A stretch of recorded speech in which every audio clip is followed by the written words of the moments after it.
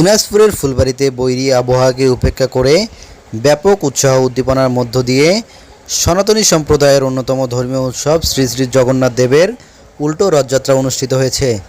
শনিবার 5 জুলাই দুপুর 2টার দিকে বৈরী আবহাওয়ার মধ্যেই খোল করতাল ও শঙ্খ বাজিয়ে ফুলবাড়ী উপজেলার ঐতিহ্যবাহী কেন্দ্রীয় শ্রী শ্রী শ্যামাকালী মন্দির থেকে পরলৌকিক মুক্তি কামনায় পাড়ের রশি ধরে টেনে অপর ঐতিহ্যবাহী শ্রী শ্রী শিব মন্দির চত্বরে শ্রী শ্রী জগন্নাথ দেবের রথকে প্রতিস্থাপন করা হয়।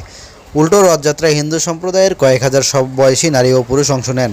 উপজেলা কেন্দ্রীয় শ্রী শ্রী শ্যামাকালী মন্দির পরিচালনা কমিটির সভাপতি শ্রী জয়প্রকাশ গুপ্ত, সহসভাপতি সহকারী অধ্যাপক অমরচাঁদ গুপ্ত অপু ও সাধারণ সম্পাদক জয়রাম প্রসাদ বলেন, রথযাত্রা উৎসবে দেশ ও জাতির মঙ্গল কামনায় বিশেষ প্রার্থনা করা হয়।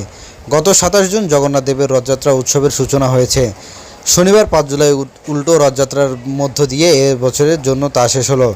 থানার অফিসার ইনচার্জ ও সিআইএম খন্দকার মহিবুল বলেন, সনাতন ধর্মাবলম্বীদের শ্রী শ্রী জগন্নাথ দেবের উল্টো রথযাত্রার সার্বিক নিরাপত্তা নিশ্চিত করতে প্রয়োজনীয় ব্যবস্থা নেওয়া হয়েছে।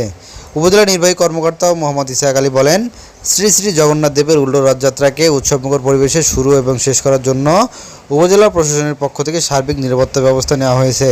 আমিনুল ইসলাম, আমন্ত্রণ।